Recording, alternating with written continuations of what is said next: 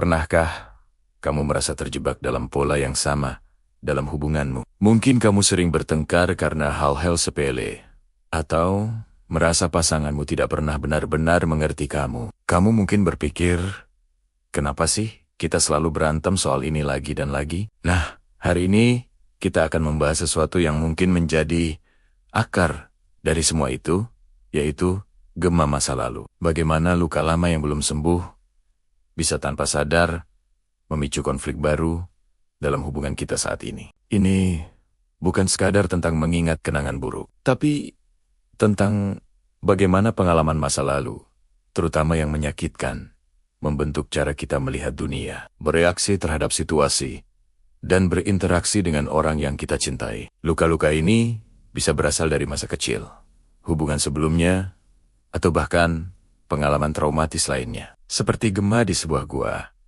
rasa sakit itu terus berulang, meskipun sumber aslinya sudah lama berlalu. Pemicu ini ada di mana-mana dan sangat personal. Bagi seseorang yang pernah dikhianati, pasangan yang lupa memberi kabar bisa terasa seperti awal dari sebuah kebohongan besar. Bagi seseorang yang tumbuh dengan kritik pedas, masukan yang konstruktif dari pasangan bisa terdengar seperti serangan terhadap harga dirinya. Luka lama ini menciptakan semacam kacamata yang kita pakai untuk melihat dunia. Kacamata ini mengubah warna semua yang kita lihat, membuat kita salah menginterpretasikan niat baik dan melihat ancaman di tempat yang sebenarnya aman. Masalahnya, seringkali kita tidak sadar sedang memakai kacamata ini. Kita benar-benar percaya bahwa reaksi kita sepenuhnya disebabkan oleh apa yang terjadi saat ini. Kita menyalahkan pasangan kita, menuntut mereka untuk berubah, tanpa menyadari bahwa sumber sebenarnya dari rasa sakit kita berasal dari dalam diri kita sendiri, dari gema masa lalu yang terus berbunyi. Akibatnya, kita terjebak dalam siklus konflik yang sama. Pasangan merasa bingung dan diserang tanpa alasan, sementara kita merasa semakin tidak dipahami dan terluka. Jadi, bagaimana kita bisa memutus siklus ini? Langkah pertama, dan yang paling penting, adalah kesadaran diri. Kita harus berani melihat ke dalam dan bertanya pada diri sendiri. Mengapa aku bereaksi sekuat ini? Apakah ada situasi di masa lalu yang membuatku merasa seperti ini? Ini bukan proses yang mudah. Membuka kembali luka lama bisa terasa menakutkan dan menyakitkan. Tapi tanpa kesadaran ini, kita akan selamanya menjadi budak dari emosi kita. Cobalah untuk menjadi detektif bagi perasaanmu sendiri. Saat kamu merasa sangat marah, sedih, atau cemas dalam sebuah interaksi, berhenti sejenak. Alih-alih langsung bereaksi, tarik napas dalam-dalam. Tanyakan pada dirimu, perasaan ini, apakah terasa familiar?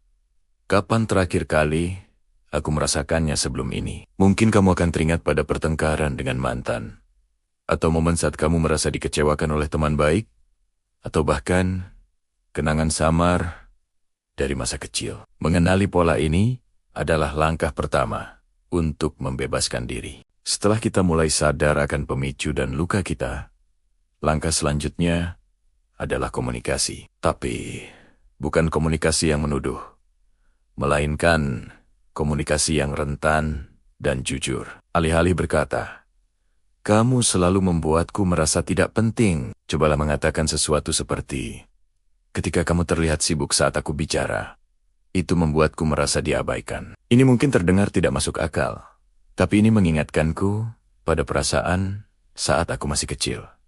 Bisakah kamu membantuku merasa lebih didengar? Lihat perbedaannya. Kalimat pertama adalah serangan, yang kemungkinan besar akan membuat pasanganmu defensif. Kalimat kedua adalah sebuah undangan. Kamu berbagi perasaanmu, menjelaskan dari mana asalnya, dan meminta bantuan pasanganmu. Ini membuka pintu untuk empati dan pemahaman, bukan pertengkaran. Kamu tidak lagi menempatkan pasanganmu sebagai musuh, melainkan sebagai sekutu dalam proses penyembuhanmu. Tentu saja, komunikasi ini membutuhkan keberanian, menunjukkan kerentanan kita.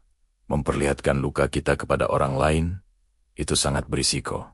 Bagaimana jika mereka tidak mengerti. Bagaimana jika mereka menggunakan itu untuk melawan kita? Ini adalah ketakutan yang wajar. Itulah mengapa penting untuk membangun rasa aman dan saling percaya dalam hubungan. Proses ini harus dilakukan bersama-sama. Pasanganmu juga perlu belajar untuk mendengarkan tanpa menghakimi dan merespons dengan empati. Penting juga untuk diingat bahwa menyembuhkan luka masa lalu adalah tanggung jawab pribadi kita. Pasangan kita bisa menjadi pendukung yang luar biasa, tapi mereka tidak bisa melakukan pekerjaan itu untuk kita. Kita tidak bisa menuntut mereka untuk tidak pernah lagi menyentuh luka kita. Itu tidak realistis. Tujuannya bukan untuk menciptakan lingkungan yang steril, di mana kita tidak akan pernah terpicu, melainkan untuk menjadi lebih kuat, sehingga ketika kita terpicu, kita tidak lagi kehilangan kendali. Jika luka yang kamu bawa terasa terlalu berat untuk ditangani sendiri atau bersama pasangan, jangan ragu untuk mencari bantuan profesional. Berbicara dengan terapis atau konselor bisa memberikan ruang yang aman untuk menjelajahi masa lalumu dan mempelajari strategi untuk mengelola emosimu. Ini bukan tanda kelemahan, justru sebaliknya. Ini adalah tanda kekuatan dan komitmen untuk menjadi versi terbaik dari dirimu. Mari kita rangkum. Konflik yang berulang dalam hubungan seringkali bukan tentang apa yang terjadi saat ini, melainkan gema dari luka masa lalu. Pengalaman menyakitkan di masa lalu menciptakan pemicu emosional yang membuat kita bereaksi berlebihan terhadap situasi saat ini. Untuk memutus siklus ini, kita perlu meningkatkan kesadaran diri untuk mengenali luka kita, berkomunikasi secara terbuka dan rentan dengan pasangan, dan mengambil tanggung jawab atas proses penyembuhan kita sendiri. Ini adalah perjalanan yang panjang dan tidak selalu mulus. Akan ada hari-hari di mana kamu kembali jatuh ke pola lama. Tapi, jangan menyerah. Setiap kali kamu berhasil mengenali pemicumu, setiap kali kamu berhasil memilih respons yang lebih sadar daripada reaksi impulsif, itu adalah sebuah kemenangan. Seiring waktu, gema masa lalu itu akan semakin pelan, dan suara cinta, pengertian, dan kedamaian di masa kini akan terdengar semakin jelas. Coba bayangkan ini. Kamu sedang berdebat dengan pasangan tentang rencana akhir pekan. Di permukaan, ini hanya perdebatan biasa, tapi tiba-tiba kamu merasa sangat marah, merasa tidak didengarkan, merasa diabaikan. Emosi yang muncul terasa jauh lebih besar daripada masalahnya.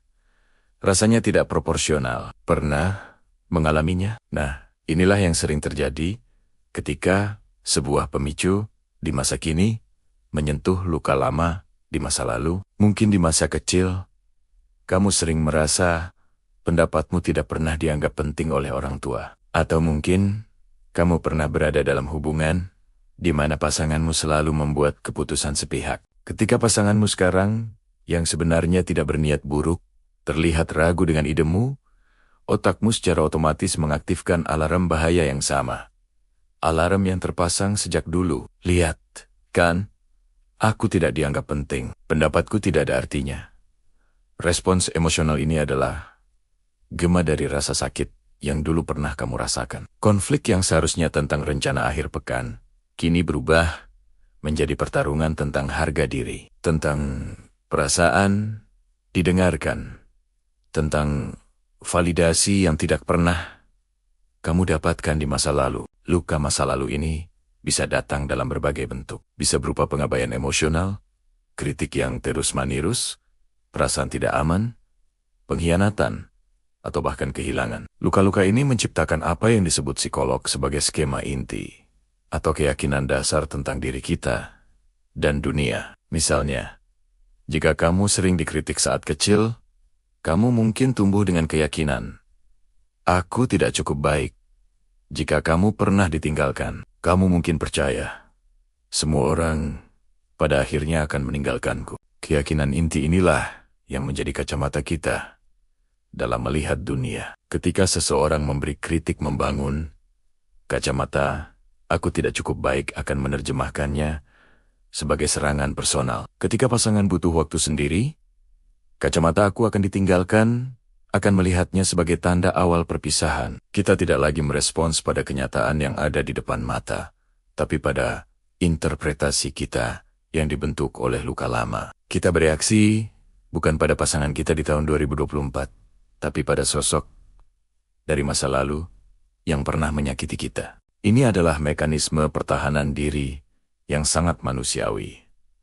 Otak kita dirancang untuk melindungi kita dari rasa sakit. Jadi, ketika ada situasi yang mirip dengan pengalaman traumatis di masa lalu, otak akan mengirimkan sinyal bahaya, membanjiri kita dengan hormon stres seperti kortisol dan adrenalin. Kita masuk ke mode fight, flight, or freeze, lawan, lari, atau membeku. Dalam konteks hubungan, melawan bisa berarti marah-marah dan menyerang. Lari bisa berarti menarik diri dan menghindar dari konflik. Membeku bisa berarti diam 1000 bahasa, tidak mampu mengungkapkan apa yang kita rasakan. Masalahnya, pasangan atau teman kita seringkali tidak tahu apa yang sebenarnya terjadi di dalam diri kita. Mereka hanya melihat reaksi kita yang berlebihan. Mereka bingung, kenapa masalah kecil bisa jadi sebesar ini. Dari sudut pandang mereka,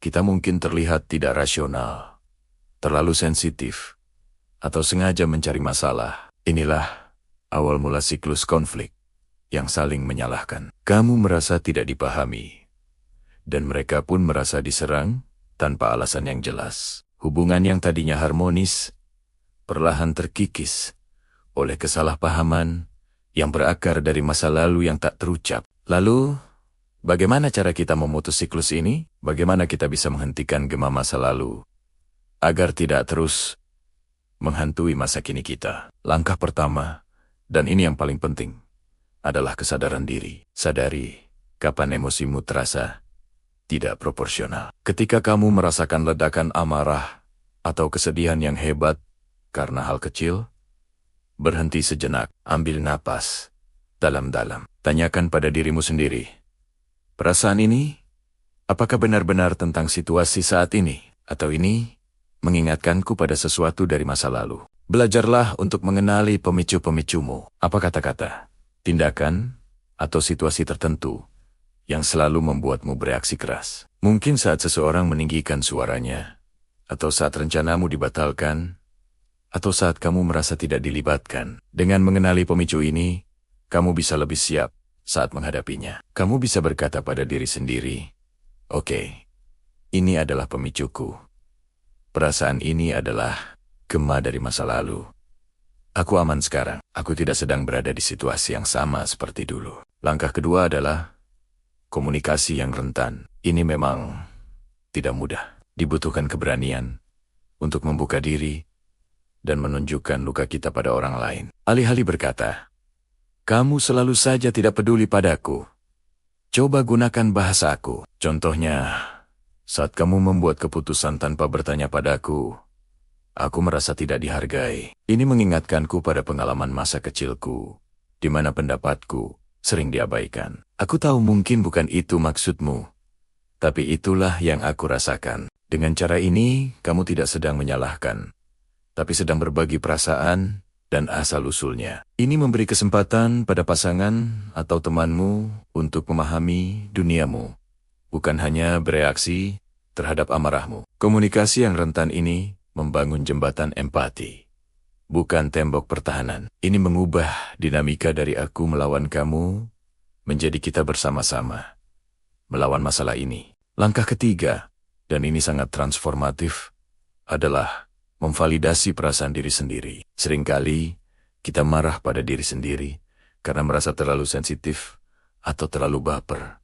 Hentikan itu. Perasaanmu valid. Rasa sakit yang kamu rasakan itu nyata. Karena pengalaman masa lalumu memang menyakitkan. Terima perasaan itu tanpa menghakiminya. Katakan pada dirimu, tidak apa-apa merasa seperti ini. Wajar jika aku terluka.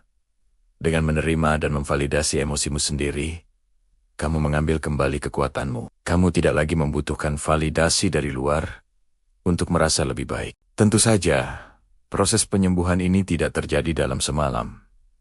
Ini adalah sebuah perjalanan. Bagi sebagian orang, Luka masa lalu mungkin terlalu dalam untuk ditangani sendiri. Jika kamu merasa terjebak, kewalahan, atau jika masa lalu terus-menerus mengganggu kehidupanmu, jangan ragu untuk mencari bantuan profesional. Berbicara dengan terapis atau konselor bisa memberikan ruang yang aman untuk memproses luka-lukamu, mempelajari strategi penanganan yang sehat, dan membantumu membangun kembali fondasi diri yang lebih kuat. Mencari bantuan adalah tanda kekuatan, bukan kelemahan. Ingatlah, tujuan kita bukan untuk melupakan masa lalu. Itu tidak mungkin. Tujuan kita adalah berdamai dengannya, mengubah gema yang menyakitkan menjadi bisikan yang bisa kita pahami. Dengan begitu, kita bisa hadir sepenuhnya di masa kini, merespons orang-orang di sekitar kita dengan cinta dan pemahaman, bukan dengan rasa takut dari masa lalu. Kita bisa membangun hubungan baru yang didasari oleh realitas saat ini, bukan oleh beang-beong masa lampau. Mari kita bayangkan sebuah skenario, pasanganmu lupa membalas pesanmu selama beberapa jam karena sibuk bekerja. Secara logika ini hal yang wajar, tapi entah kenapa hatimu terasa sesak. Kamu merasa diabaikan, tidak penting, bahkan mungkin tidak dicintai. Kemarahan dan kesedihan meluap begitu saja. Padahal, jika dipikir lagi, reaksimu terasa tidak sebanding dengan situasinya. Kenapa bisa begitu? Mungkin saja pengalaman di masa lalu, misalnya pernah merasa diabaikan oleh orang tua atau dikhianati oleh teman dekat, menciptakan luka emosional yang dalam. Luka inilah yang aktif kembali saat ada pemicu di masa kini, meskipun pemicunya sangat kecil. Pesan yang tidak terbalas itu seolah menjadi bukti penguat dari keyakinan negatif yang sudah tertanam lama di dalam dirimu. Aku memang tidak penting. Inilah yang disebut dengan pemicu emosional atau emotional trigger. Pemicu ini adalah tombol tak terlihat yang ketika ditekan, langsung mengaktifkan respons emosional yang kuat, yang seringkali berasal dari pengalaman traumatis di masa lalu. Otak kita, terutama bagian yang bernama amigdala, berfungsi seperti sistem alarm. Ketika kita mengalami trauma, amigdala merekam semua detail sensorik yang terkait. Pemandangan, suara, bau, bahkan perasaan di tubuh. Di masa depan, ketika salah satu dari detail sensorik ini muncul kembali, amigdala akan langsung membunyikan alarm bahaya. Bahkan, jika situasi saat ini sebenarnya aman, tubuhmu merespons, seolah-olah kamu sedang menghadapi bahaya yang sama seperti di masa lalu. Detak jantung meningkat, napas menjadi pendek, dan kamu masuk ke mode lawan atau lari. Kamu tidak lagi merespons situasi saat ini, tapi merespons kenangan menyakitkan dari masa lalu. Konflik pun tak terhindarkan. Orang lain akan bingung melihat reaksimu yang meledak-ledak. Mereka merasa diserang tanpa alasan yang jelas, karena mereka tidak melihat hantu masa lalu yang sedang kamu lawan. Mereka hanya melihat apa yang terjadi sekarang. Dari sudut pandang mereka, kamulah yang tidak masuk akal. Akibatnya, mereka mungkin akan defensif, balas marah, atau menarik diri. Konflik yang tadinya sepele, kini membesar menjadi pertengkaran hebat, meninggalkan kedua belah pihak merasa terluka dan tidak dimengerti. Pola ini, jika terus berlanjut, bisa sangat merusak hubungan. Kepercayaan terkikis, komunikasi menjadi sulit, dan keintiman pun memudar. Kita jadi takut untuk terbuka karena khawatir akan terluka lagi. Padahal, ketakutan itulah yang justru menciptakan jarak. Ada beberapa jenis luka masa lalu yang umum menjadi pemicu konflik.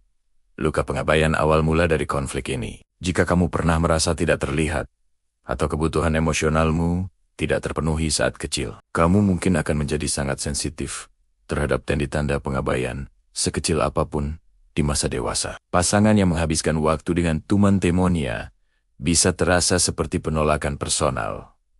Kedua, luka pengkhianatan. Dikhianati oleh orang yang kamu percaya bisa meninggalkan bekas yang dalam. Akibatnya, kamu mungkin sulit untuk percaya pada orang lain. Sedikit saja kecurigaan bisa memicu rasa panik dan tuduhan yang tidak berdasar, membuat pasanganmu merasa terkekang. Ketiga, luka ketidakadilan. Tumbuh di lingkungan di mana kamu sering diperlakukan tidak adil, bisa membuatmu sangat waspada terhadap segala bentuk ketidaksetaraan. Kamu bisa menjadi sangat kritis atau mudah marah ketika merasa diperlakukan tidak adil, bahkan dalam hal-hal kecil. Lalu, bagaimana cara kita memutus siklus ini? Bagaimana kita bisa menghentikan kema masa lalu agar tidak terus menghantui masa kini dan merusak masa depan kita? Langkah pertama, dan yang paling penting, adalah kesadaran diri. Mulailah menjadi detektif bagi emosimu sendiri. Ketika kamu merasa emosi yang kuat dan tidak proporsional muncul, berhentilah sejenak. Jangan langsung bereaksi. Ambil napas dalam-dalam dan tanyakan pada dirimu sendiri, apa yang sebenarnya aku rasakan saat ini? Apa yang memicu perasaan ini? Apakah perasaan ini terasa familiar? Apakah ini mengingatkanku pada sesuatu di masa lalu? Proses ini disebut jeda sadar, memberi jeda antara pemicu dan reaksi memberimu kekuatan untuk memilih respons yang lebih bijaksana. Alih-alih dikendalikan oleh reaksi otomatis dari luka lama. Setelah kamu mulai mengenali polanya, langkah selanjutnya adalah komunikasi. Ini mungkin bagian yang paling menantang, karena membutuhkan keberanian dan kerentanan. Cobalah untuk berbicara dengan orang yang terlibat. Misalnya, pasanganmu. Saat kalian berdua dalam keadaan tenang, gunakan kalimat aku, bukan kamu. Misalnya, daripada berkata, kamu selalu mengabaikanku, cobalah berkata, aku merasa cemas dan tidak penting ketika aku tidak mendengar kabarmu selama beberapa jam. Ini mengingatkanku pada perasaan diabaikan di masa lalu, dan aku tahu ini adalah masalahku yang sedang aku coba atasi. Komunikasi seperti ini membuka pintu untuk pemahaman, bukan pertengkaran. Pasanganmu akan lebih mungkin merespons dengan empati daripada defensif. Mereka mulai mengerti bahwa reaksimu bukan tentang mereka, tapi tentang lukamu. Tentu saja, menyembuhkan luka masa lalu adalah sebuah proses yang tidak instan. Ini adalah perjalanan panjang yang membutuhkan kesabaran, ulas asih pada diri sendiri, dan seringkali bantuan profesional. Jika kamu merasa terjebak dan sulit untuk mengatasinya sendiri, jangan ragu untuk mencari bantuan dari psikolog atau terapis. Mereka adalah profesional terlatih yang bisa membantumu membongkar akar masalah dengan aman, memproses emosi yang terpendam, dan mempelajari strategi penanganan yang sehat. Terapi bisa memberimu alat untuk memprogram ulang respons otakmu terhadap pemicu. Ini bukan tanda kelemahan.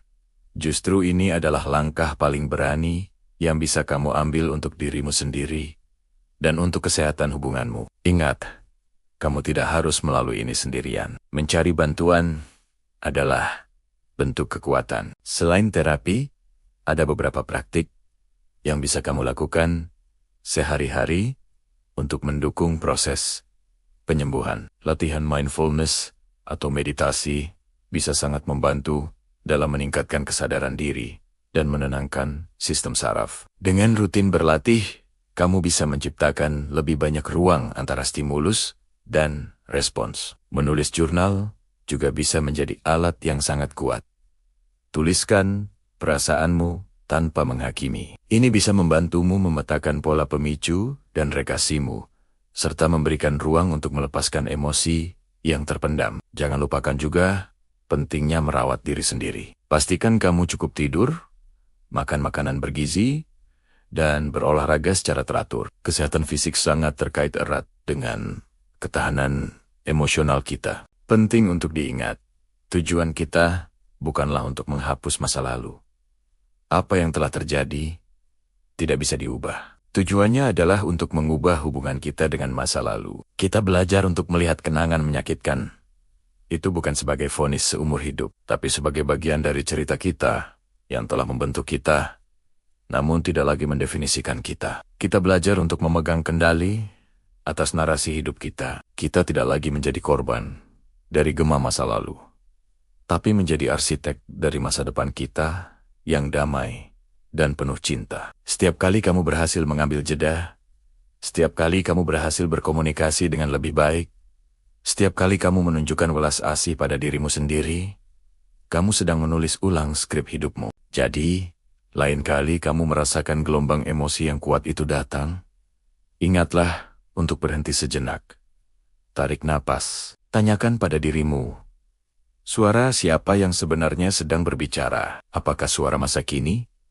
Atau hanya gema dari masa lalu? Dengan kesadaran, keberanian, dan dukungan yang tepat, kita semua bisa belajar menenangkan gema tersebut, menyembuhkan luka lama, dan membangun hubungan yang lebih sehat dan bahagia, bebas dari beang-beang konflik yang tidak perlu. Perjalanan ini mungkin tidak mudah, tapi sangat sepadan, karena kedamaianmu di masa kini dan kebahagiaanmu di masa depan bergantung padanya. Terima kasih sudah menonton.